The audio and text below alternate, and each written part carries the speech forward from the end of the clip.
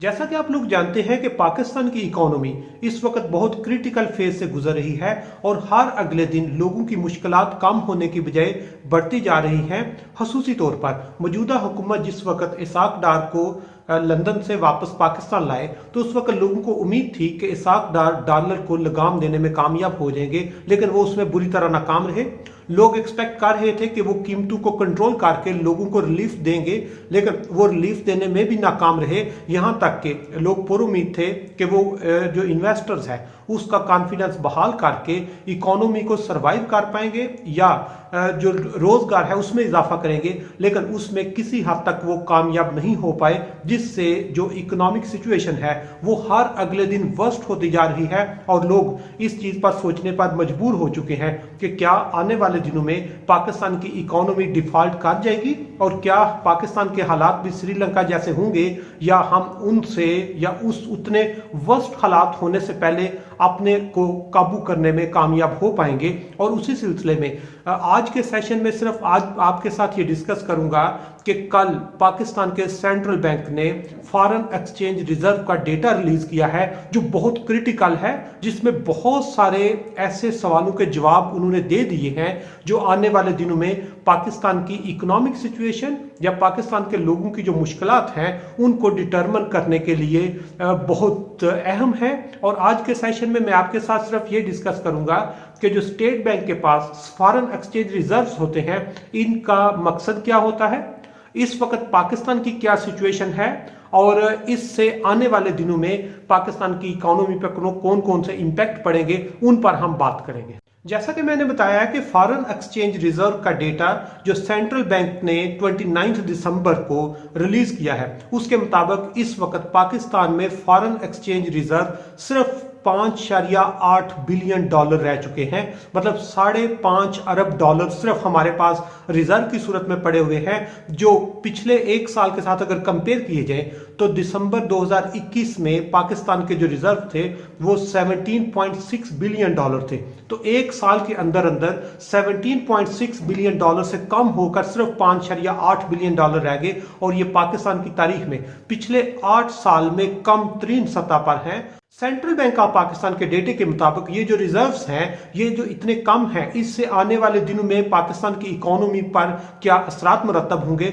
उन पर बात करने से पहले आपको ये कॉन्सेप्ट आपके साथ शेयर करता जाऊं कि फॉरेन एक्सचेंज रिजर्व होते क्या हैं। इसको हम सिंपल कह सकते हैं कि फॉरेन एक्सचेंज रिजर्व किसी भी कंट्री के पास उसके एसेट्स होते हैं, या उसको और आसान अल्फाज में समझाने के लिए आपको एक एग्जांपल दे सकता हूं। जिस तरह कोई घर होता है, घर के कुछ एसेट्स होते हैं और वो जो एसेट्स होते हैं वो गोल्ड की शक्ल में हो सकते हैं, वो बॉन्ड्स की शक्ल में हो सकते हैं, या मुख्तलिफ करेंसी की सूरत में होते हैं। जो जिस घर में जितने रिजर्व ज्यादा हों वो घर उतना स्ट्रांग होता है, और जिस घर में रिजर्व होते हैं वो उन रिजर्व से कुछ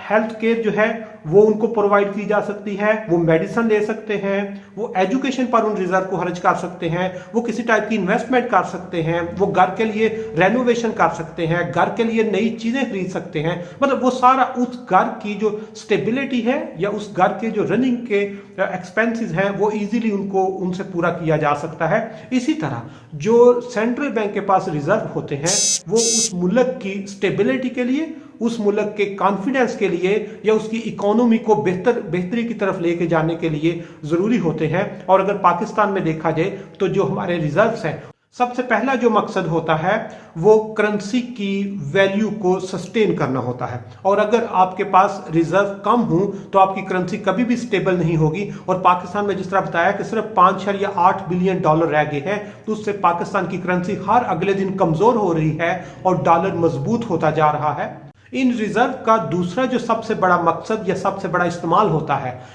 वो फॉरेन डेट और डेट सर्विसिंग की रीपेमेंट के लिए इस्तेमाल किया जाता है। कि हमने जो कर्जा लिया हुआ है मुख्तलिफ मालिक से, या उस कर्जे पे हम जो इंटरेस्ट पे कर रहे होते हैं, वो जो फॉरेन एक्सचेंज रिजर्व है उसको वहां पर इस्तेमाल करके कि जिससे आपने कर्जा लिया है उसको जब आप किस्त नहीं देंगे तो आपका जो कॉन्फिडेंस है या मोरल है वो डाउन हो जाएगा। इसलिए रिजर्व से जो किसी का कर्जा हमने वापस करना होता है है या उस कर्जे पे जो इंटरेस्ट होता है वो भी हम उसको पे कर सकते हैं। और तीसरे नंबर पर अगर हमारे पास रिजर्व्स हों तो हम इंपोर्ट्स उससे कर सकते हैं। और पाकिस्तान में महाना तकरीबन 4 से 5 बिलियन डॉलर की हम इंपोर्ट करते हैं। और जिस तरह बताया कि हमारे पास सिर्फ 5.8 बिलियन डॉलर रह गए हैं, उनसे सिर्फ हम एक महीने या इकोनॉमिस्ट या जो मुख्तलिफ टेक्निकल एक्सपर्ट्स हैं वो कह रहे हैं कि पाकिस्तान इन रिजर्व से 5.8 बिलियन डॉलर रिजर्व से सिर्फ 5 हफ्ते की इंपोर्ट्स कर सकता है। इसके बाद हमारे पास इंपोर्ट्स के लिए पैसे नहीं बचेंगे और शायद हम मेडिकेशन जो बाहर से मंगवा रहे हैं वो भी ना मंगवा सकें। हम जो मुख्तलिफ मशीनरी इंपोर्ट कर रहे हैं, मुख्तलिफ चीज़ों का रॉ मटेरियल इंपोर्ट कर रहे हैं, मुख्तलिफ खाने वाली चीज़ें इंपोर्ट कर रहे हैं, उनको इंपोर्ट करने के शायद हम काबिल ना रह सके। इन्हीं रिजर्व का चौथा बड़ा मकसद ये होता है कि जो इंटरनेशनल इन्वेस्टर आके इन्वेस्टमेंट करते हैं उनका इनसे कॉन्फिडेंस बहाल होता है। और इनका आखिरी जो मकसद होता है वो अगर किसी वक्त कंट्री को कोई इकोनॉमिक क्राइसिस या इकोनॉमिक हार्डशिप फेस करनी पड़ती है तो इन जो रिजर्व्स होते हैं इनको इस्तेमाल करके वो अपनी इकोनॉमी को स्टेबल कर सकते हैं। जिस तरह मैंने आपके साथ शेयर किया है कि जो फॉरेन एक्सचेंज रिजर्व्स होते हैं ये किसी भी कंट्री की स्टेबिलिटी के लिए बहुत जरूरी होते हैं। और मुख्तलिफ जो कंट्रीज हैं उन्होंने अपने रिजर्व में अच्छी खासी सिग्निफिकेंट अमाउंट रखी होती है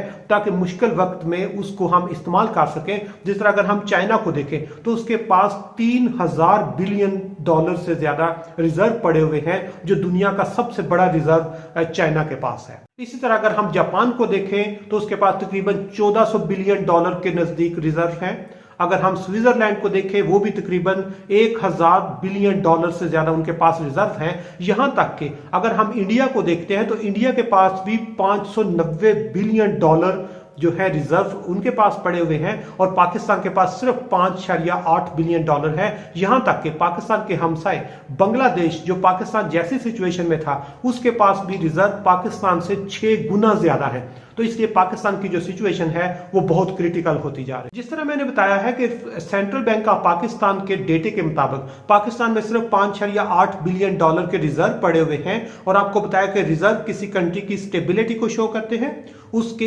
इकोनॉमिक जो हार्डशिप होती है उनको मैनेज करने के लिए, उसकी करेंसी की वैल्यू को स्टेबल करने के लिए, उसकी डेट रीपेमेंट के लिए, उसके इंपोर्ट के लिए इस्तेमाल किया जाता है। लेकिन पाकिस्तान में जो 5.8 बिलियन डॉलर है ये सिर्फ 5 हफ्तों की इंपोर्ट के लिए हमारे पास पड़े हुए हैं। जबकि अगर दूसरी साइड पर डेट रीपेमेंट या डेट सर्विसिंग को देखा जाए तो पाकिस्तान को अगले एक क्वार्टर में 4 से 5 बिलियन डॉलर मजीद चाहिए होंगे डेट रीपेमेंट के लिए। तो और अगर एक फाइनेंशियल ईयर को देखा जाए तो पाकिस्तान को 20 बिलियन डॉलर मजीद दरकार होंगे, जो बहुत क्रिटिकल सिचुएशन है। इसलिए इस सूरत हाल में अगर friends of Pakistan, Paris club, world bank, IMF या एशियन डेवलपमेंट बैंक या आपके जो मिडल ईस्ट के फ्रेंड्स हैं ये हमारी सपोर्ट नहीं करते तो हमारे रिजर्व जो है वो खत्म हो जाएंगे 5 हफ्तों की इंपोर्ट के बाद। इसके बाद शायद पाकिस्तान के पास इंपोर्ट के लिए अमाउंट ना बचे, डेट रीपेमेंट के लिए ना बचे और पाकिस्तान इसको वो डिफॉल्ट के बिल्कुल करीब पहुंच जाएगा। इसलिए ये बहुत क्रिटिकल टाइम है और हमारे जो पॉलिटिशियंस हैं और हमारे जो पॉलिसी मेकर्स हैं इनको इकोनॉमिक इमरजेंसी की तरफ मूव करना पड़ेगा ताकि मुल्क डिफॉल्ट होने से पहले अपने आप को सस्टेन कर जाए।